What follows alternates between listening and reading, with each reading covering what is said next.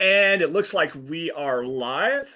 Looks like we've got green check marks all the way across all platforms. Let me double check to make sure that we have the Mile High Huddle Facebook group. And there that is. Still not ready to go. Give me just a second here while I add our wonderful Facebook following into the stream as well. And we are good. Mile High hello, everybody in Broncos country. Welcome into another episode of the Dove Valley Deep Divers podcast.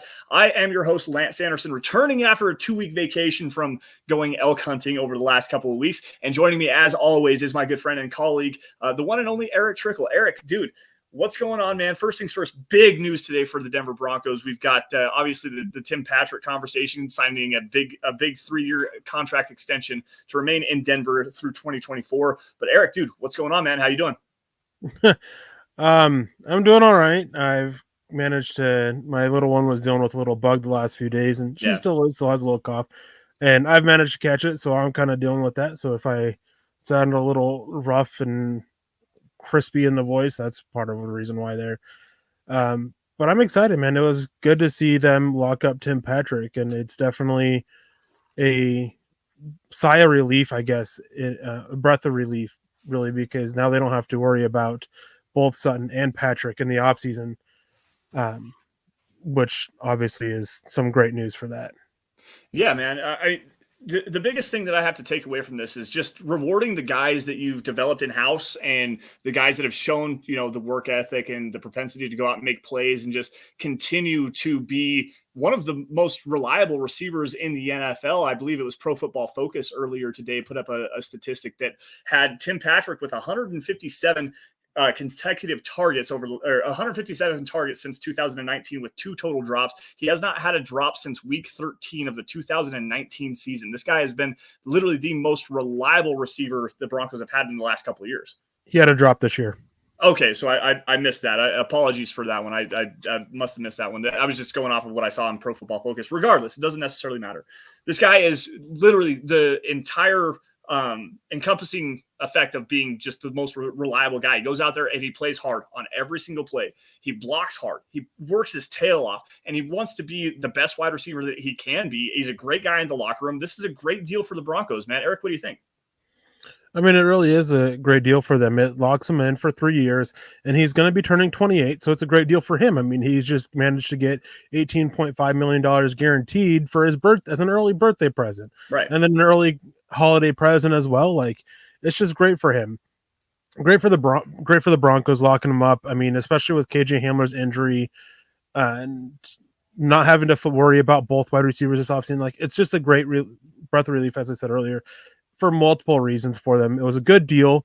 10 to about under $12 million on an average per year basis if he's able to max out that contract at that $34.5 million, or just manages to get the $30 million. I doubt he makes the full part of the contract, but we'll see with that.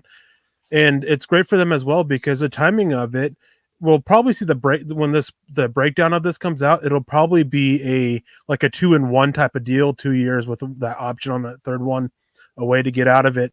And the timing of that is perfect because in 2 years, KJ Hamler's a free agent, and that's when you're hitting that 5th year of Jerry Jeudy's deal of that rookie contract. So you're losing your 2 cost control players really, and you have Patrick, so it provides you with a little bit of freedom with that, which I think was a big key for the Broncos and George Paton, is just the timing of it all with the 2 young receivers.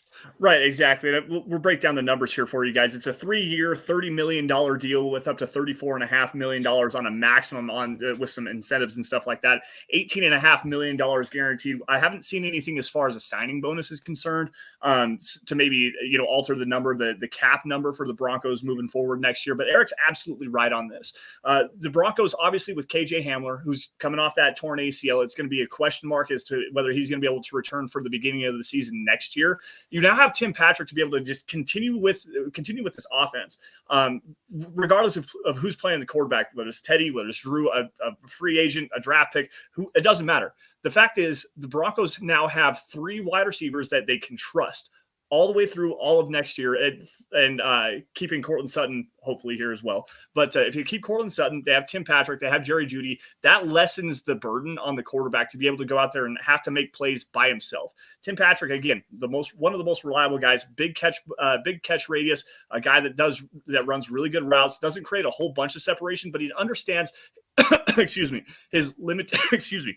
his limitations and uses his body the right way. I mean, this is just a great deal for the Broncos, a great deal for Tim Patrick. He might have been able to make a little bit more money on the open market, but for him to secure the bag and, make sure that his family's set up for the next couple of generations, you got to feel happy for Tim in this scenario. Definitely. Andrew came in donating some stars saying evening all. Congratulations, Tim. Thank you, Andrew. We appreciate that. And appreciate everybody who provides support either through stars or super chats during all these shows. And Peter Middleton said, "Told you for weeks that we should sign Patrick. Love the signing." Yeah, I mean, just last week talking with Lance, Carl, and Nick in our group chat, I was in there telling him, I was like, I wouldn't be so sure. I mean, that Patrick doesn't get paid by Denver. It's always been a case of George Paton and the Broncos. They've wanted both back for a while. I didn't expect them to get one of the deals done before the end of the season. I thought they both would try to push it to get more money after the season when they know how they've done. So I'm a little shocked at the timing, but Denver, they've wanted both back, and this doesn't mean Cortland Sutton's done in Denver. George Paton views him as a young core building block for this offense, for this team in general, with his character and his attitude on and off the field. He loves him, and so I think that at the very least we'll see Cortland Sutton get franchise tag, though I think that they'll push hard to get a deal done before that comes. Yeah, absolutely. And just to continue on with showing some support to everybody that's joining us tonight, Joey Richards at JR Drafts on Twitter, guys. Make sure you guys give him a follow. Joey's been on the show before. Really good friend of the podcast. Really good friend with Nick and Carl and everybody as well. Joey, thanks for joining us tonight with the $5 super chat. Just want to show some support. Keep up the good work, guys. You as well, Joey, over at Mile High Sports. We appreciate everything you do and helping contribute to our show as well. Love to have you back on the show sometime here soon. So let's get at me and Eric in the DMs on Twitter, and we'll arrange that here in the next couple of weeks if that's all right with you, buddy. Saying hello to the rest of the chat. We have another bunch of stars coming in here from Lawrence Rivera on Facebook. Nothing to say, just showing some love. We appreciate you, Lawrence, for joining us. Got to say hello to Jacob Berlanga as well. I'm not sure the context of that comment there, Jordan, but just want to give you a shout out. Thanks for joining us. David Crespin over on YouTube as well. Andrew Desert Creature, Maurice Chevalier the Fourth as well. Carl Cross over on YouTube.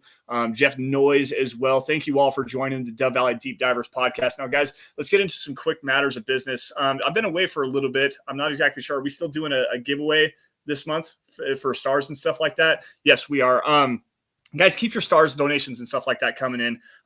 We really appreciate all of your guys' support. The YouTube Super Chat Superstars are going to be in on this as well. I don't know the full details on that. Get back with Chad and Zach on Monday night. But we definitely appreciate all of your guys' support. You guys can find me on Twitter by finding me at Sanderson MHH. For Eric, at Erick Trickel. We've got Scott Kennedy at Scout Kennedy running the ones and twos behind the scenes. And Chad's joining us as well. Chad, what's up, buddy? We appreciate you, man. Malcolm Brown with the $2 super chat here. If only one inside linebacker gets a contract, who should that be? Eric, what do you think? Depends on what scheme they're going to. Like, honestly, that's the biggest thing is, are they going to be having a drastic change of what they're asking their linebackers are going to do? Are they going to be like, again, it's just so much variables about which linebacker they should bring back, because all three, Kenny Young, Josie Jewell, and Alexander Johnson, all do different things. Mm-hmm. And so you just got to figure out what you're going to do and then go from there.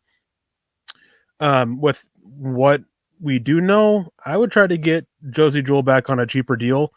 I know everybody's all hyped about Kenny Young, but he's been solid for them coming downhill, but man, his play and coverage has still been rough. He just lacks the awareness and doesn't move very smoothly backwards. And then Alexander Johnson, he's great at what he does, but Baron Browning's replaced that. And I would rather see them stick with Baron Browning. So talking about complementary skill sets at the linebacker core, I'd rather Josie Jewell next to Baron Browning than either of the other two next to Browning. I don't disagree with you. And Peter, I missed you too, man. It's been rough this last couple of weeks. I've been dying to get back on the pod, and I cannot wait to continue on to this conversation. All right, guys, here it is: 200,000 stars to a Broncos jersey of your guys' choice. We are 100% complete. So again, get back with Chad and Zach. Is that going to be on Monday, Chad? Yes, it is. So on Monday, following the Sunday games, because the Broncos are on a bye this week, make sure you guys get in on the Huddle Up show with Chad and Zach to find out who won that Broncos jersey of your guys' choice. Top star donators right now: Randy Jones is at the top of the leaderboard this month. Travis Weber as well. Shane Daniels, Andrew Lampe, Tim Hoffman, Andrew Baker in there as well. Travis Tarbox, Doug Reichel, Peter Middleton, and Morgan Henry round out your top 10. And thank you guys all for your massive amounts of support. You guys don't understand how much we appreciate that. I say it every single week that I'm on the show. Without your guys' support, we couldn't do what we do best, which is cover your Denver Broncos. Got a couple of super stickers coming in here from Nathan over on YouTube. If we can get those pulled up here in a second, that'd be great. $1.49 on that. Thank you for that. And there's another one here as well. Nathan's actually going to kind of go after Mo here for the king of the super sticker. Where's Mo at? Anybody seen Mo in a while? To get back to the conversation before we grab Andrew here, I don't disagree with you. Going back to Alexander Johnson, Kenny Young, and the Josie Jewell conversation, whereas Baron Browning, another big Baron Browning replacing Alexander Johnson moving forward. Another aspect of this is Alexander Johnson's 30 years old, guys, and he doesn't do very well in coverage. He's not the best moving backwards away from the ball. At least Baron Browning has the athleticism and youth on his side. He may need to still develop his coverage aspects, but he does have the athletic ability to do it. I've actually noticed an improvement with Baron Browning in the field, even despite his lack of instincts. He still does better because his lack of instincts are made up for with his accentuated athleticism. So he can make a mistake, but he has the athleticism to rebound from that mistake and still make a play on the football. That's something you don't see with Alexander Johnson, and his coverage ability. Just the fact is he's so stiff in his hips. He doesn't turn and run very well. Like, I would much rather go with Baron Browning and Josie Jewell, like Eric says, because Jewell has been tremendous in coverage. Kenny Young, I don't necessarily think he even wants to be here. Like, he was really upset about being traded to the Broncos in the first place. I think he's on his way out, quite honestly. I really do. I mean, with Kenny Young, I'm not wanting to be here. I'm not sure it's really that he doesn't want to be here. I think that was just frustration. He goes from a team of the Rams that were 7-1 at the time to the Broncos who had a losing record at the time. Right. Like, can't really blame him for having frustration. No. My issue is that with Kenny Young, he's good in a very certain aspect of it, and it's just not the best complementary skill set to Baron Browning. And looking at it with the new coaching staff, the scheme, obviously that can change so much of it. But with Baron Browning next to him, you need a guy who can help cover for the mental aspect of it, who can help bring him along a little bit. And Josie Jewell, he's the most instinctive, natural, smart linebacker the Broncos have. And it's not a knock on Alexander Johnson. He is so good at what he does. It's just everything he does is just coming downhill, and it's such a great and so good at that. But Baron Browning does that almost as good at him as him, and offers far more upside in coverage. So yeah. I mean, I'll just go Josie Jewell over it. I know that some believe that Alexander Johnson's the best linebacker Denver has, but he really isn't. And the biggest reason for that is his play in coverage. Outside of the Jets game, I think this year he has been extremely bad in coverage, and it's just much the same next year. He has about one good game a year in coverage. The Texans game that first year, I can't remember what game it was last year, and then the Jets game this year. Sucks he got hurt and it's going out that way, but it is what it is. Was that not the Chargers game last year? The Chargers game week 5 where they actually inserted him, or am I a year too soon? I can't remember the exact timing of that. Week 5 against the Chargers, I remember he had a really good game, an interception in the end zone as well. Regardless, Andrew Baker jumping in here. Well, at least we might see the Cowboys beating the Chiefs, the Bengals beating the Raiders, and possibly the Steelers beating the Chargers. # Mile High Huddle for life. Yeah, I mean, the Broncos are far from eliminated in this race. Yeah, we're going into the bye at 5-5, coming off a very disappointing loss at home against the Philadelphia Eagles. There's some great statistics rolling around out there from Andrew Mason, Ben Albright, Ryan Edwards, like all the guys in the Denver media. I think Mason was the one that said that in the last 2 seasons, over 13 home games, the Broncos have now 7 double-digit losses at home. I mean, and the Philadelphia Eagles was the 7th one. They've never had that happen to them since the 1960s. Like, this is a long-standing tradition of the Broncos being better than that at home. And it's very disappointing to see this team that everyone thought, had a playoff caliber roster. So long as the quarterback play was good, we're not going to get into that tonight. But so long as the defense held up, the quarterback play was just okay, and they didn't have a whole bunch of turnovers, this team could be a playoff team. They've beaten the teams that they should have beaten other than the Philadelphia Eagles, but at 5-5, they've got a long ways to go. Fortunately for them, the AFC West is also a dogfight right now. The Chiefs are not what they used to be. It might be turning around here soon. The Chargers aren't they're the paper tigers that everyone thought that they were coming into the season. They still just haven't come quite to form under Brandon Staley. And the Raiders are a dumpster fire. You never know what you're going to get with those guys, especially after the Henry Ruggs situation, especially with Damon Arnett, John Gruden. Everything is just going the wrong way for the Raiders. The Broncos are not out of this. And if the AFC West loses, they're still right up there to be able to take this division. Eric, I mean, is it far-fetched to see this team make a run at the playoffs still? Yes, because the coaching's bad.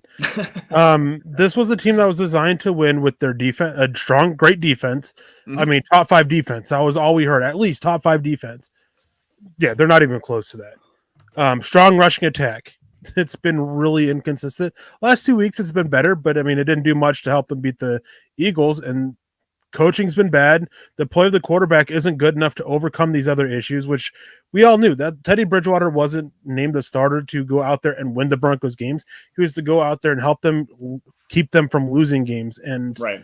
When you get behind, he's not the guy to come back and win. That's the main point there, which is why you need that strong defense and that strong rushing attack.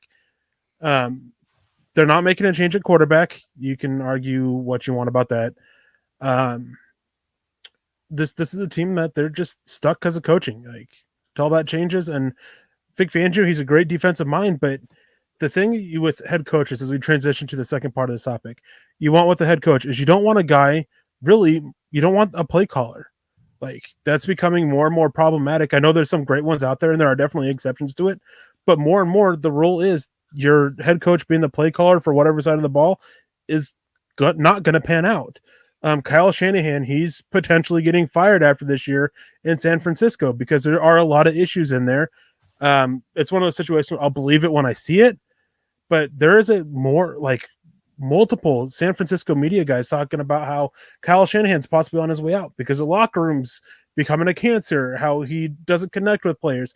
All these things that we heard with Josh McDaniels years ago, yep, we're hearing with Kyle Shanahan now.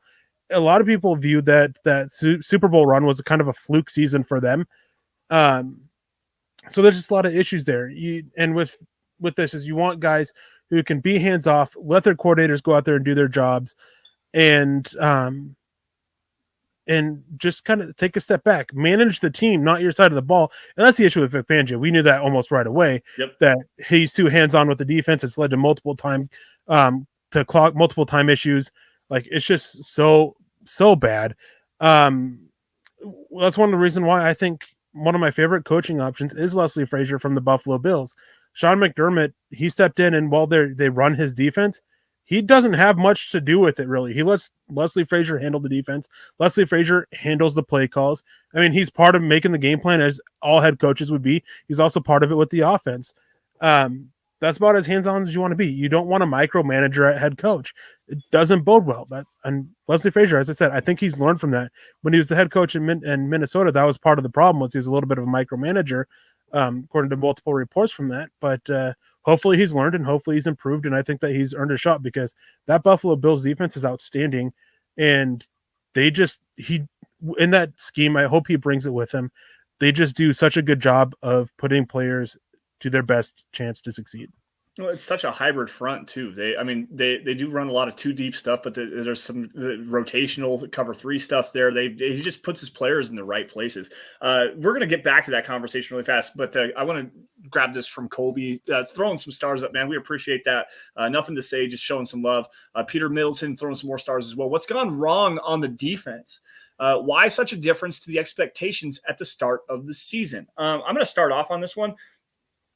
I personally believe that it's a lack of the pass rush getting home. Quite honestly, the secondary is not playing great. There's a lot of miscommunications in the back end, and the highest paid secondary, you shouldn't have that. However, and you can blame it on Bradley Chubb being hurt, Von Miller not being effective, Malik Reed, Jonathan Cooper.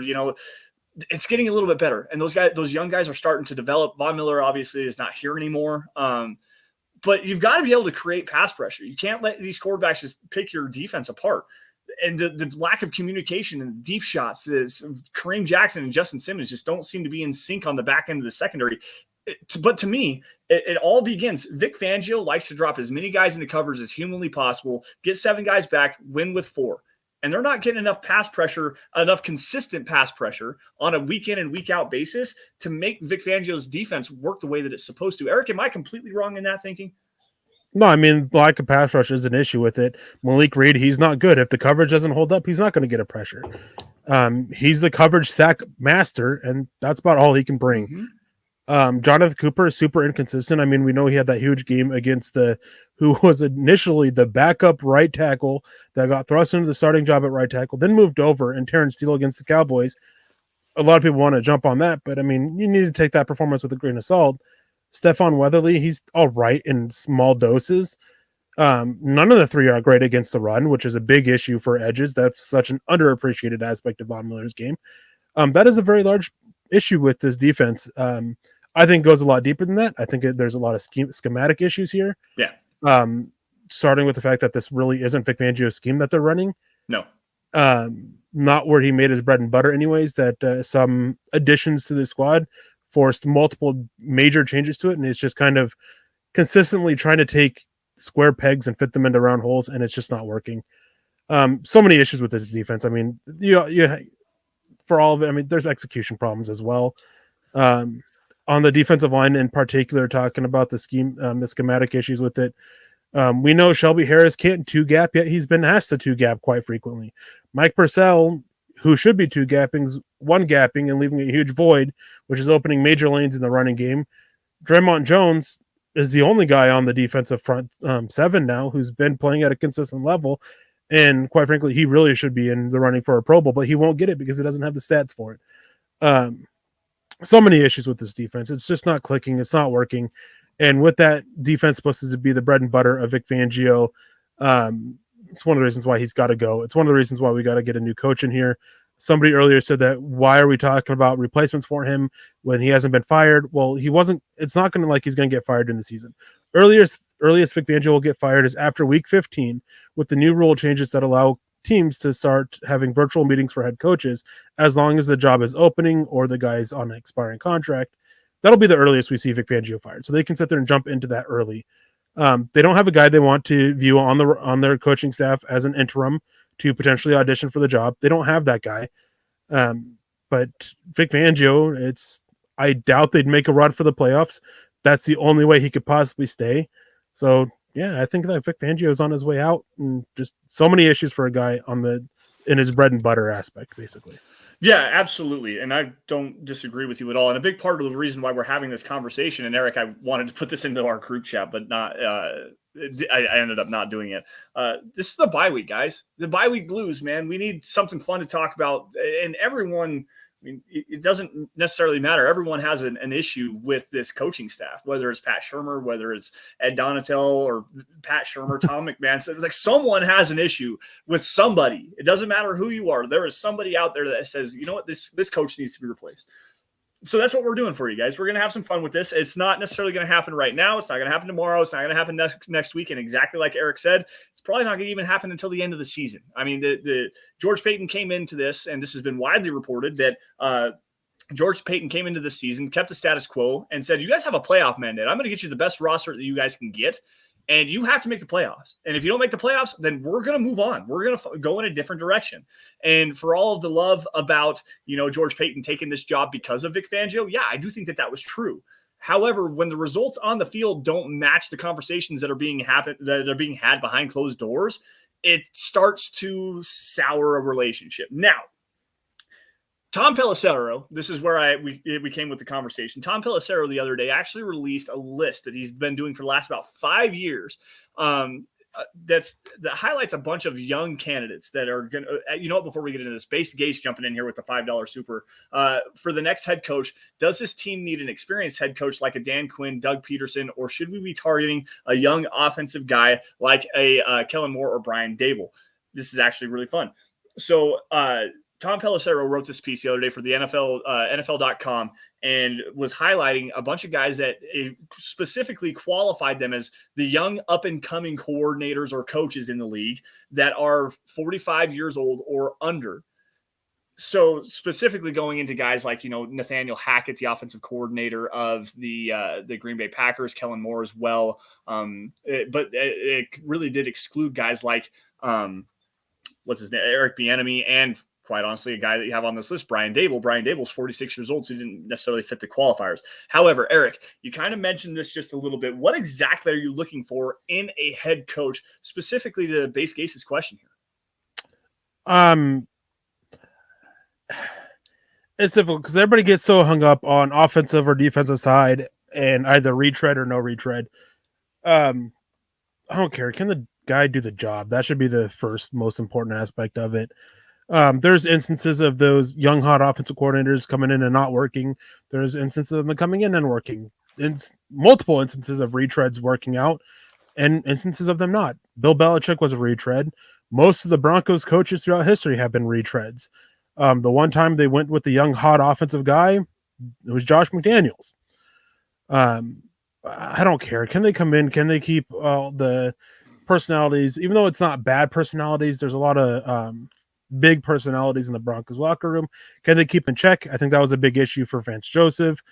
The guy I like the most, as I said earlier, is Leslie Frazier. There's a lot of talk about Dan Quinn, and the biggest reason why Dan Quinn makes sense for the Broncos is they'll probably use that to try to entice Russell Wilson to want to come to the Broncos. That's probably the biggest thing there. Kellen Moore, guys you mentioned, I doubt he's leaving Dallas. Brian Dable, I'd love to see him. I like what he can bring. But I just don't think that Denver's a place that he wants to go. I think he wants somewhere that has a quarterback. Yeah. I don't just necessarily disagree with you. And to me, I don't think Kellen Moore is going to be available, guys. There's Jerry Jones will lock him up with a deal that'll pay him head coach type money and then promise him the head coaching gig here in a year or two after Mike McCarthy. Mike McCarthy, thank you. Is done. Only one that the Mike that was coming to mind was Mike McDaniel, but that has something to do with Denver. Yeah, and that's actually a young offensive coordinator. I believe he's the offensive coordinator in San Francisco right now, isn't he? Yep. Or is he the quarterback's coach? Year. Oh, that's right. Okay, so there's definitely a name that you could think about. Everyone wants this Shanahan West Coast system because it's the in vogue offensive system. Russell Wilson. Yeah, so does Russell Wilson. There you go. So does Aaron Rodgers, because look at who his offensive coordinator in Green Bay is right now, and Nathaniel Hackett, who is a Kyle Shanahan offshoot. Same with his head coach right now in Matt LaFleur. So you've got Mike LaFleur, who is the offensive coordinator in New York. Sean McVay, obviously the famous head coach for the Los Angeles Rams right now. He's a Kyle Shanahan shoot-off. Like the Shanahan coaching tree definitely has a lot of people that are intrigued by that, and they want to bring that kind of an offensive system into it. However, to me, as far as, what it means to be a head coach, and Eric, you touched on it just a little bit earlier, and I want to get back to it. Being a head coach is not a guy that is an X's and O's kind of guy. Sure, bring your system, but find a guy to delegate the responsibilities. And that's one of the biggest failures that Vic Fangio has as a head coach, is he doesn't delegate the responsibilities down underneath him enough. He's too much of a micromanager, specifically on the defense, and he doesn't pay attention enough to the offensive side of the football. We all already know that. So you need to find a guy, and everyone's going to hate me for saying this, but a leader of men. You remember, Vance Joseph a couple of years ago. He was a leader of men. He delegated responsibilities. He was a good job. He connected well with his players. Okay, well, he just had no idea what he was doing, and that didn't actually work out. However, There's guys like Dan Quinn, who Eric, you mentioned earlier, who's a guy that everybody knows flamed out as the head coach in Atlanta. But does everyone remember the full context behind him actually getting fired in Atlanta? I think it was 2019. There was talks about him getting fired. And then he went into 2020 as the head coach because the rest of his team literally came to bat for him saying, no, give him another shot. We want to continue playing for this guy. He hasn't lost us. He doesn't deserve. We haven't played well enough for him. That's the guy that we want to play for. Bring him back. Then it ended up turning out that the Falcons were terrible, got ravaged by injuries, and Dan Quinn was fired halfway through the season. But the overlying theme here is you want a guy that it can lead guys, delegate some responsibilities, and his players want to get motivated for a guy that wants to come out and, fire your guys up a little bit, get them focused, get them ready in their game plans, delegate the responsibilities, let the other coaches do what they're supposed to do, coach the coaches, and lead the team as a whole, not one half of the team or the other. That's, to me, what you got to look at. And Dan Quinn is a very intriguing option for that. And Scott in the background said, take a look at the Falcons roster. Right, I really want to blame Dan Quinn. And that was actually the point I was getting ready to make is like Dan Quinn had his issues. There is no doubt about that. The cover 3 system that he implemented, which was the hot commodity in the NFL there for a while, flamed out relatively quickly. And now that he got fired, now that he moved to Dallas, guess what? He moved away from it. He's leading in, I believe, the NFL in man 1 and cover 0, I believe, or man 1 and I can't remember what they are. It's not cover 3. He completely changed the system. Like, he's got some talent and he's showing that he knows how to use it. That Falcons roster was terrible. And one thing too is that in my opinion, watching the Falcons, which I didn't watch them super closely, was that the guys that they did bring in on the defense didn't fit that cover 3 scheme that he wanted to run. Mm-hmm. And he just wasn't super willing to go away from that. Now that he's changed it, he's still not my top guy, but I still wouldn't mind it. As I said, Leslie Frazier is my top guy. Peter Milton, I think, asked me why. Yeah, he did. I got it right here. Asking about that. Yep. It was Peter Milton. Oh, the biggest reason why is that I think he's learned a lot under Sean McDermott. Even though he's older, I think he's really learned how to better use players to their max, to have such an adaptive scheme to fit your players and allow your players to do all sorts of different stuff that they can sit there and mix and match and make it work. And I believe that he's learned how to delegate. Dennis Allen is another name that I wouldn't mind. I see him jumping around there. I wouldn't mind Dennis Allen either, especially seeing how everything's gone down with the Raiders since then. Yep. He really was one of the better coaches for them. They just had so many other issues that he couldn't overcome it. And that's one thing with all these guys. I mean, we're starting to see Vance Joseph's name going out there. I mean, obviously not for Denver, but his name's going back out there. Todd Bowles is another one. I don't mind the idea of a retread that's on the defensive side of the ball. It's not a big deal to me. I don't care if you're a retread or not. It's just not a thing, not a factor I look at for it. There's so many other factors that I'm looking at for a head coach.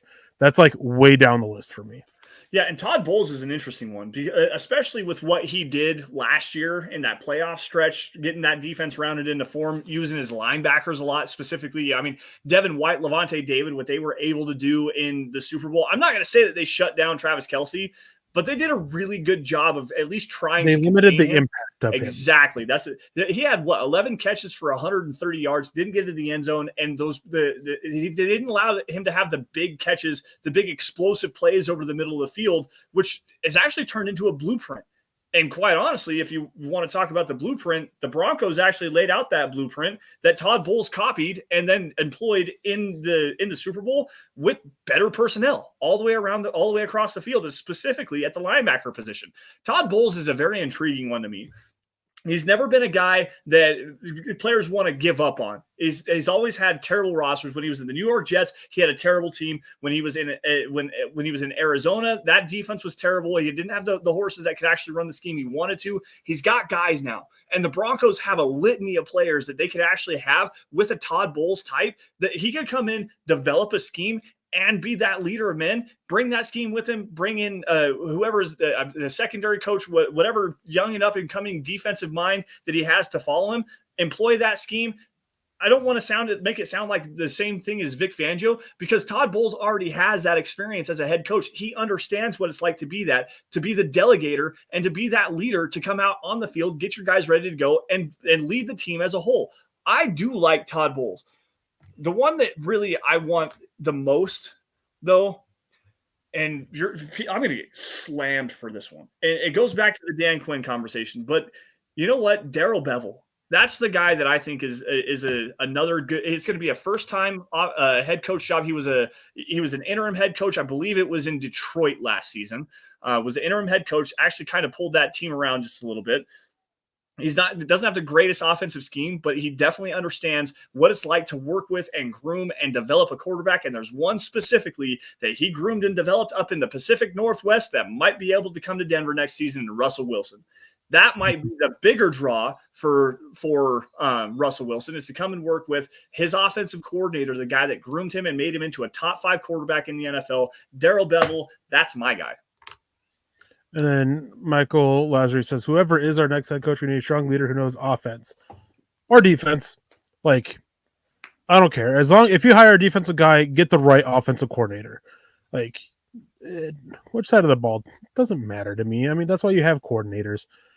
But talking about Russell Wilson, so Bevell, the one thing with him that just rubs me the wrong way is a play that everybody knows, a decision that everybody knows, that whole Super Bowl sequence. Like, yeah, that's one thing that will always just rub me the wrong way with him.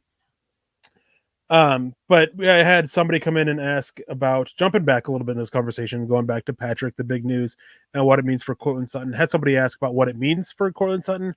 I think that he's still in Denver next year, either franchise tagged or extended. I don't think he's on his way out. I don't think Denver wants to move on from him.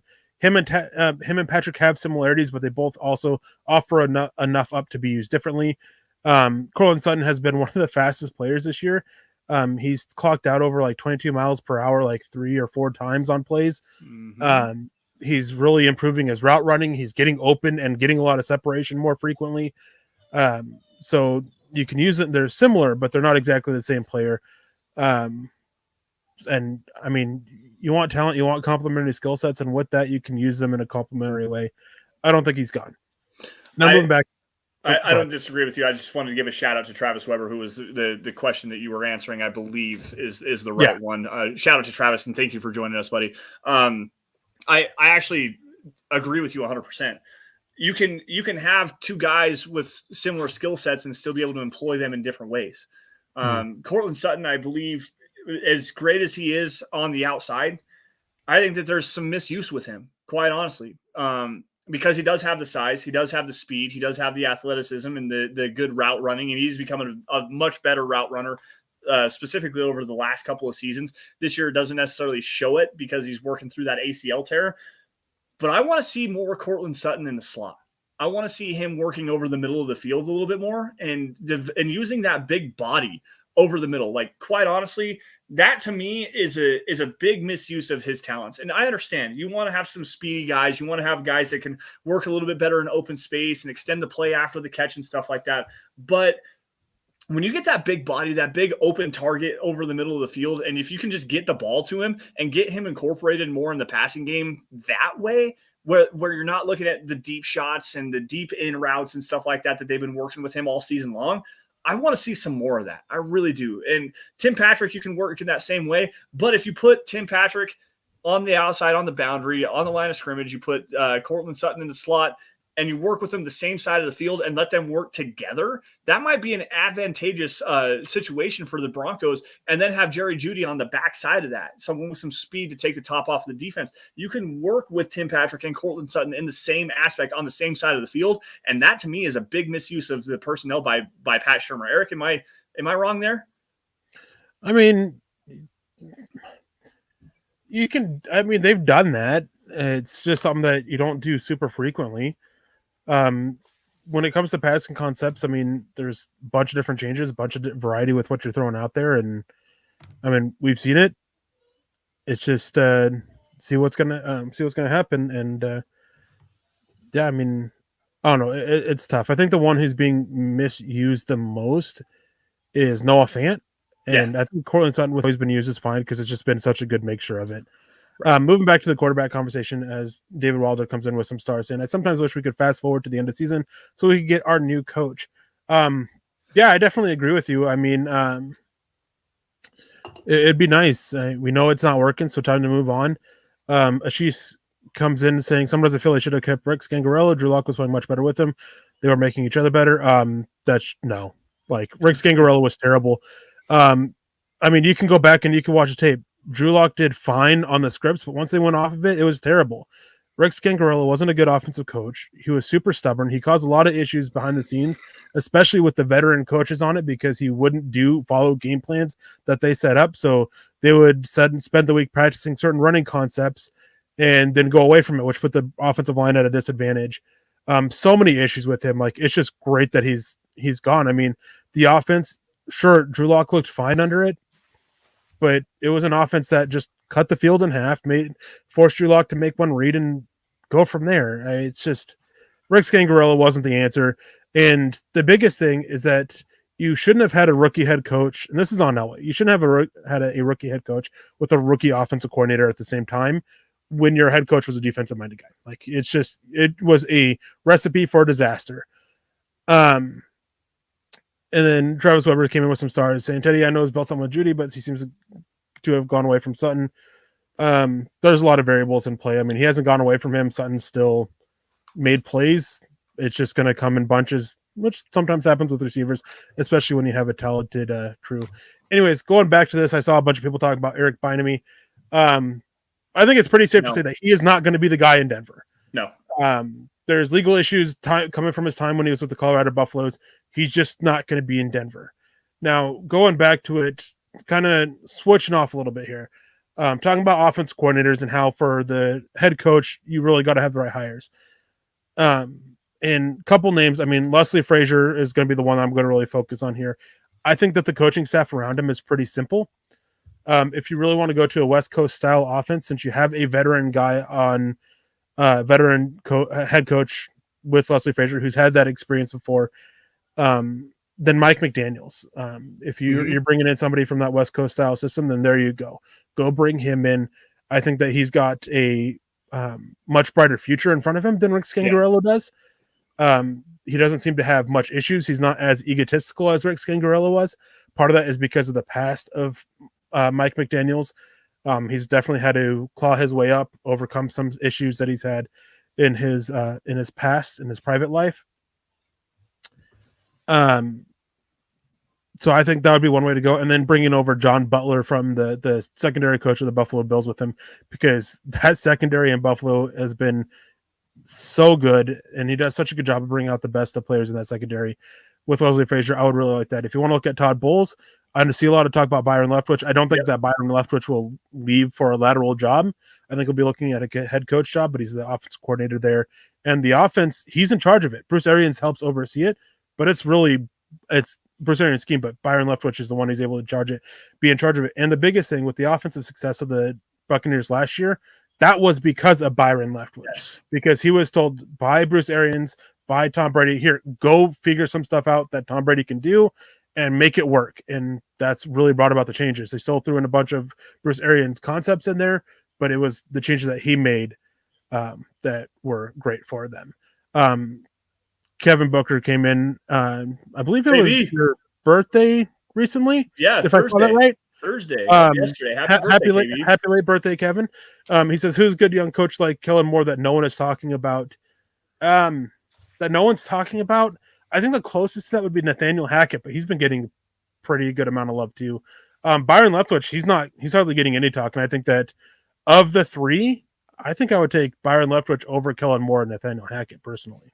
So there's another one that just came up with the from LSU, the Panthers offensive coordinator, Joe Brady. And Eric, I know you're going to slap me in the face for saying that, but that's that young and up-and-coming offensive coordinator. He's 32 years old. You don't want Joe Brady until he learns how to practice red zone situations. This is very true. Let's see here. I actually got this pulled up from Tom Pelissero. The Chiefs quarterback coach and passing game coordinator, Mike Kafka, He's 34 years old, a former NFL quarterback. He's doing a really good job with Pat Mahomes and working with that. He also was a part of the coaching staff with Alex Smith a couple of years ago. You also have, let's see here, Kellen Moore, Rams offensive coordinator Kevin O'Connell, who I believe he was a former quarterback as well in the NFL. This is his 3rd year as an offensive coordinator, 7th year as an NFL head coach or NFL coach. And he has an interim play calling stint in Washington in 2019 before he joined Sean McVay's staff in Los Angeles.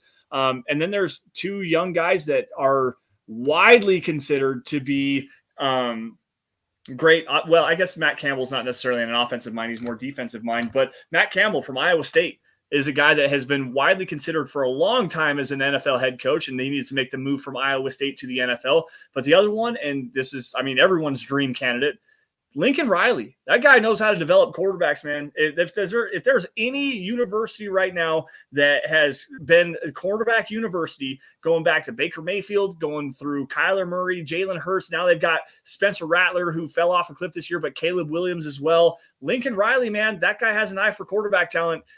Eric, is it possible if he makes a jump coming to, or is he going to go to LSU? I don't think Matt Campbell or Lincoln Riley are coaching at their current colleges this year, but I don't think they're in the NFL. Lincoln Riley, I think, would be the one more likely to stay with the current college at Oklahoma. But I mean, there's enough smoke there for LSU to make that connection. And I think Matt Campbell, I wouldn't be surprised to see him, moving out west a little bit, going to getting some Huskies in his future.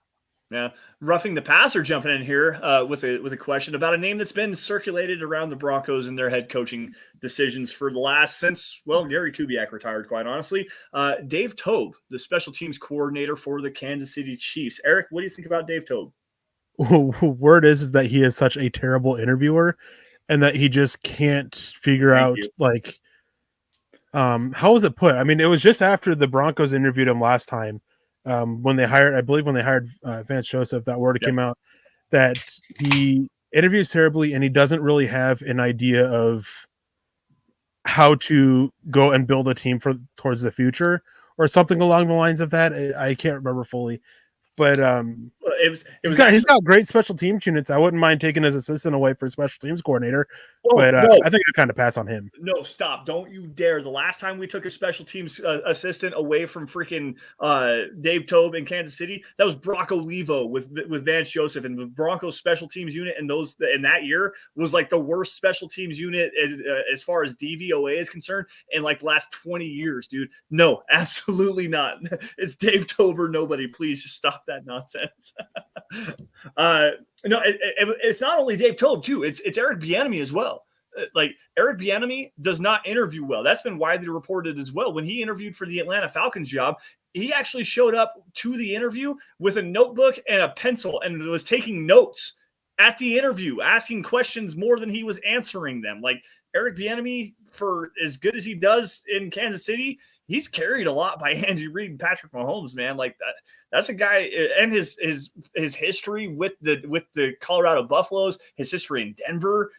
I mean, no, that's a hard pass for me. I mean, man, sorry, I didn't want. So we shouldn't take. To your point, we shouldn't take Mike McDaniels because Rick Scangarello, right? No, God, no, I don't. I disagree with that. But you just said we shouldn't take Andy Hill because we took Brock Olivo. Well, that's fair. I was. See, that's your logic right there. That's what I'm calling you on. I was making a joke. I was making a joke more than anything. The last time we took a guy was Brock Olivo, and he wanted 22 Janos, which I don't necessarily disagree with him. But at the same time, he was just not good. So I see where you're coming from. It was more in jest than anything. Yeah, roughing the passer comes in. He's like, I take Brock Olivo back just for the press conferences because, yeah, I mean, the 22 Janos. Tom McMahon, though. Tom McMahon has some really good press conferences. What does he say? The diesels are off the field. It's all Ferraris now or something like that. And I think Brock Olivo has done well for himself. He's currently coaching the Lazio Ducks in Italy. Sorry, I was just kind of curious where he ended up. Anyway. It's off the rails. I thought he was still in the NFL. No, Brock Olivo was terrible. I would still take a shot on Andy Hill, though, especially with some stuff that's coming out about with them, how Andy Reid has kind of tried to, what's the right word, pull tube away from the special team side of things to try to help him grow for a head coach candidacy and put a lot more pressure on Andy Hill, which wasn't the case when Denver hired Brock Olivo, by the way. That's part of the reason why I'd be okay with doing that. I mean, Brock Olivo obviously leaves a bad taste in your mouth, but right. It is what it is. All right, let's see here. Let's run through the comments really fast, see if we can grab some more conversation here. Kind of winding down here. Got about 10 minutes or so before we're going to have to get out of here. Let's see here. Brian Dable is a Josh Allen dependent, pretty much no running game. This is an interesting conversation. I'm going to start it off here really fast. Part of the reason why Brian Dable is as hot of a name as he is because of what he did with Josh Allen to develop him from a guy that was a 56% passer at the University of Wyoming to now being a 67% passer for the Buffalo Bills, turned him into a MVP candidate, and it was all by being patient with him. They let him use his legs. They simplified the game down. They developed that offense for Josh Allen to run the offense the way that they do now, quite honestly. However, you're absolutely right. They have gone away from the running game, and Brian Dable is a big fault of that. I mean, what was it? They had like 10 rushing attempts a couple weeks ago in a full game. It's not very good. They made Josh Allen throw the ball like 47 times and ran the ball 10. And they're using Josh Allen as a runner because their running backs are just not very good. Brian Dable's an interesting conversation, and you bring up some interesting points here. Eric, what do you think about that? Well, I think that there's definitely issues with the Bills rushing attack.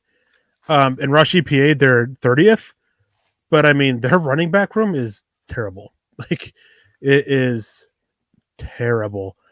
So I mean, like, you want to go and you want to give him a little bit better of a running game. I mean, I wouldn't say that he's Josh Allen dependent, but it definitely helps. Mm-hmm.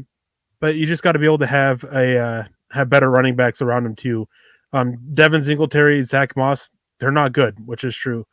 Real quick before we move on, I want to say Malcolm Brown says it was -9 at the river this morning. Turn up the heat. Okay, yeah, it was -30 when my wife, or -13 when my wife got up, and my office has no circulation whatsoever. I currently have 4 blankets wrapped around me that you guys just can't see. Before we actually went live, I had to throw off a blanket off me so I could actually sleep. My office is so cold. I took a temperature in here. It's actually -6 in my office right now. Wow. And it's actually colder in my office than it is outside at the moment because it's only -2 outside. That's wild, dude. It was 10 degrees when I woke up this morning. Alaskans are crazy people, man. You are. You all are. Why would you deal with like 3 hours of sunlight during the winter and -30 degrees when you wake up, man? Yo, Peter, that's a blockable offense, man. It's 95 degrees out in Cambodia, man. Dude, stop. Just stop. And like I said, it was 10 degrees when I woke up this morning. Joe, thank you, man. We appreciate you. It was 10 degrees when I woke up this morning, and it got to about 25 degrees today here in Wyoming. So, yeah, we're working very close. But Joe comes and says, "Great show, guys." Joe, we appreciate you, man. He's got some stars attached to that as well, and we appreciate you for all you guys' support, and Joe especially for his wonderful comment. Gary jumping in here, he's got some stars on that one as well, I think, right? Yep, he does have some stars. Good pod. I will watch it from the beginning. Well, thank you. We appreciate that. Unfortunately, you couldn't be here for the entire duration of the show, but Gary, you're one of the big supporters of every single show, and especially the Dove Valley Deep Divers podcast, and we really do appreciate you. Let's see here. So apparently that was a lot of stars from Joe, is what Peter says. That was a lot of stars from Joe. $5 worth of stars. Let's see here. Let's get back to some props to Tim Patrick. Tim, trade who, Patrick? Props to Tim. Much deserved for him. That was actually Eric. Now, go ahead. Now we know why Denver had such a high value on him. They weren't going to move him for anything less than 3rd round value. Now we know why. Yeah, exactly. And you're 100% correct on that, because you think about the compensatory formula for guys that sign in free agency, and typically guys that sign double-digit $1 million contracts are guys that end up with 3rd round compensatory picks in the formula. Like that's where that lands, So if they view a guy like Tim Patrick at 3 years, $30 million, that's $10 on an average per year basis. It's up to 11.5 per year if he hits the full incentives and stuff like that. they valued him at a 3rd round pick, and if teams were calling for a 4th and a 5th or whatever, I mean that's why we didn't move him. And it's, to me, the only way I was really willing to move on from Tim Patrick in a trade like that was going to be for a quarterback. Like, I wasn't a proponent of trading him in season, unless it was like at the trade deadline, you got that 3rd round pick. But specifically, it was trading him in the offseason for a guy like Aaron Rodgers or whatever you got to do, maybe in the draft, something like that. So that's a very astute point, Eric. Sorry, rambling there for a second. Kerry Kimmett said it's been decent enough here in Denver, metro-wise, weather-wise this year. Can't complain. I have attended 2 and still have 2 more to attend. Hey, when we were down there in Denver for the game, I was complaining so much about the heat. Like, I'm cold here in my -6 office, but the 9,500, like, I would rather be cold all day, any day. The whole saying is you can only take off so many clothes before things get weird, but you can always put more clothes on. Like, I don't know. I used to go down to Colorado at Grand Junction, where my family's from, every summer, and the heat always drove me nuts. 100 degrees, like anything above 70 starts to give me issues. Part of it is I'm fat too, and so that just keeps causing it. But like it's rough. But thank you for joining us, Karen. And enjoy those other 2 games that you've had to. Hopefully that the 2 you've been to are good, and hopefully the next 2 are good games as well. So what games you got? It's obviously probably a pair of AFC West tickets you've got, or do you have the Cincinnati? Wait, no, Cincinnati's in Cincinnati, right? I believe so. I don't know. Yeah, it's the Lions game. It's either the Lions game or the season's been bad enough. The schedule just went. I know, right? I've kind of lost it, and being gone these last couple of weeks, it's been really weird. Like, I haven't consumed as much Broncos football as I usually do. I haven't got anything, by the way, and I'm not going down anymore. We're done. We're kind of punting on the hunting situation here. So punting on the hunting. It's not good. We got lots of opportunities. We had some really good luck, saw a lot of animals, but we never got an opportunity to actually get something to pull the trigger on. So, oh well, I guess we'll try a little bit harder next season. Let's see here. Let's get back to the comment stream, and if not, we only have a couple. Quentin W. Carson coming. This is his first time watching us. You are great. Hey, thank you for joining us. I mean, it's great to have you here. Great to see new people joining us all the time. Glad you're liking it. I mean, typically we get hated, but hey, it's nice that you enjoy it. We try to have some fun here. Sometimes Lance can get rather heated, but it's typically a good night. Wait, what? I can get rather. That's not what I said. I'm sticking to it. I swear to Quentin, don't listen to him. He's the guy. This guy here is the guy that gets heated. Well, I get heated too. It's kind of our deal. But welcome, and thank you for joining us, man. It's a pleasure to have you, and hopefully you come back next week. Every single Friday, Quentin. Friday at 6:00 is when we do our show. So make sure you come back next week. We'll be expecting to see you. Karen Haynes jumping in, answering the question. She's got Detroit and Kansas City left on her docket. I'm jealous of you for going to. You're 2-0. Hopefully we go to 4-0 with those games, Karen. Yes. Yep. And man, that Jets game was awesome. That was the game that we got to go to. That was my first game. Any game for football. Like, it was so awesome. The atmosphere, everything. It was super awesome. If you were a follower of MHH back then, sucks we didn't get to meet you. We had actually a little a tent out during tailgating, but hope you enjoyed that game, and I hope you enjoyed the last 2 as well. And again, I hope they get to 4-0 in games you attend. And thanks, Scott. Bengals are at home. But yes, no, the week 3 game at the Jets, man, it's been 10 years since I've been to a Broncos game. And first off, to be able to go and sit and watch a game. And Eric and I had great conversation pretty much the entire time, watching the game, seeing what we're seeing, communicating back and forth. It was hotter than the blazes of hell that day. I got a really bad sunburn, and Eric was complaining the entire time about how stinking hot it was. It was quite funny, but the meet and greet was great. It was a great. I'm happy for you, Karen. Hopefully you have fun at the Detroit and Kansas City games. Obviously, go Broncos. I think with that, guys, though, let's see. I'm going to run through the. She says she was almost late at the start of the Jets because a person with a fanny pack. Yeah, stadium security. Let's see here. Anything else that I can see, Eric? Are you seeing something you want to grab before we get out of here? No, I just want to ask one question for you. Everybody knows mine. My favorite candidate is Leslie Frazier. Who's yours? I'm gonna do a cop out answer on you, and do two. Nope. Dan, One. Who is your favorite? my Only one. favorite one. My favorite one. Only one. Probably Dan Quinn. Probably Because Dan Quinn. Russell Wilson, the potential to bring him in. That and also the way that his players went to bat for him before he got fired in Atlanta. That's a huge redeeming quality for me. A guy that your players don't want to see go. They literally went to bat for him. They were because Arthur Blank was going to fire him, and they were going to fire him at the end of that season. Matt Ryan and a whole bunch of players went and petitioned. They went to Arthur Blank and they said, no, we need to keep him around. He's a good coach. We're just not doing our jobs. Like they went to bat for him and ended up changing Arthur Blank's mind and brought him back. Like that to me is gigantic. He did a really good job delegating responsibilities. Thomas Dimitroff didn't do him any favors as far as bringing in good personnel to fit his schemes and stuff like that. They got ravaged by injuries on the offensive line. Specifically, they had Julio Jones and they were trying to figure out another weapon for him to have.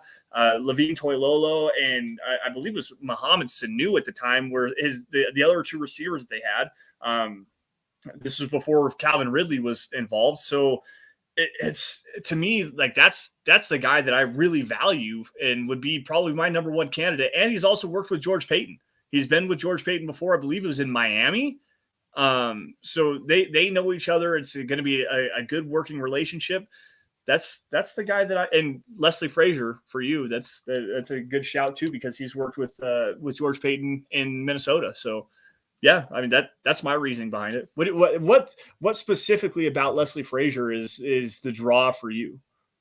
I mean, it's similar stuff. When he was in Minnesota, their players constantly went to bat for him. But I think that the issues that he had in Minnesota, I think it's been long enough. He's done his work to work his way back up to getting a head coaching, getting talked about as another head coach again. Working under Sean McDermott. I mean, this is a little bit of hope on my part that he's learned some stuff, learned how to delegate a little bit more, learning how to better utilize players to their strengths, things like that. But I just really like what he can bring to it. I love the fact that he was, again, same thing, like just players batting for him. And I don't think that while you don't get the Russell Wilson pull as you do with him, I think that overall the unit that he's coaching, that unit he's leading, is just perform far exceeding expectations this year, and did so last year. And Sean McDermott has a big part of that, but a lot of it, most of it, is Leslie Frazier. I mean, he's the one that's hands on with them. Yep. No, I don't disagree with you. He's actually coordinated a damn good defense. They've got Jordan Poyer at the safety position, who's playing really well. Tre'Davious White, who's playing really well at the cornerback position. They've got Matt Milano at the linebacker position, who's playing really well. A handful of defensive linemen that he's turned around. AJ Epinesa is a great defensive end. Like that Bills defense is underrated for what they do, and they're very good, very, very good. And they do a lot of what Vic Fangio is praised for doing. Is they actually get a lot out of not so good players. I don't want to say bad players. Some of them are good. They get a lot out of them, and they know. I mean, they just know how to. They know how to develop them. Like, I just want to bring that in there. I want to bring in Butler with him, or the defensive line coach Eric Washington, I think, who is probably a top 5 defensive line coach in the NFL. I think John Butler is one of the top 5 secondary coach. I would love to bring either of those guys as the defensive coordinator, right? And then go after Mike McDaniels for your offense coordinator, or bring in the name was right there on the tip of my tongue. One of the Bills offensive guys who I think has a very bright future, and a lot of people are talking about him if Brian Dabble leaves as a replacement for him, but I just can't remember what his name is off the top. Yeah, I'm not sure. I'm not familiar with that.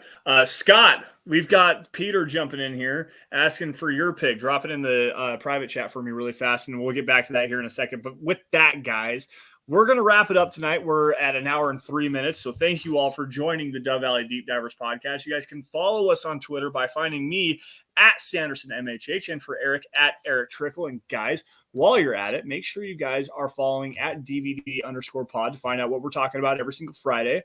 Also, guys, at Mile High Huddle, where you're going to get breaking news and analysis, film breakdowns, amazing data pieces. Eric actually dropped a piece earlier today.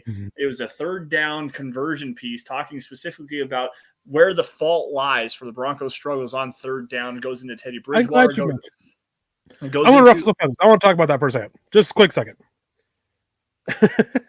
Go ahead. So the article is about all the issues the Broncos are having on third down and what leads up to it. And basically it's saying that while Teddy Bridgewater is an issue on third down, there is no arguing that.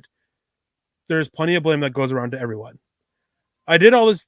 There's a lot of data in the article. Make sure you go check it out. I also did the article for last year, particularly a certain 12 games that a certain quarterback started. And you know what the results were, Lance? Identical? No. So the blame for this year is very widespread. There's multiple issues with it. Like, there's no doubt about it. Teddy Bridgewater's an issue.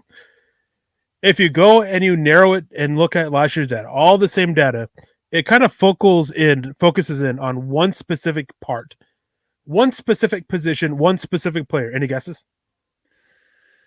I'm certain he wears number 3.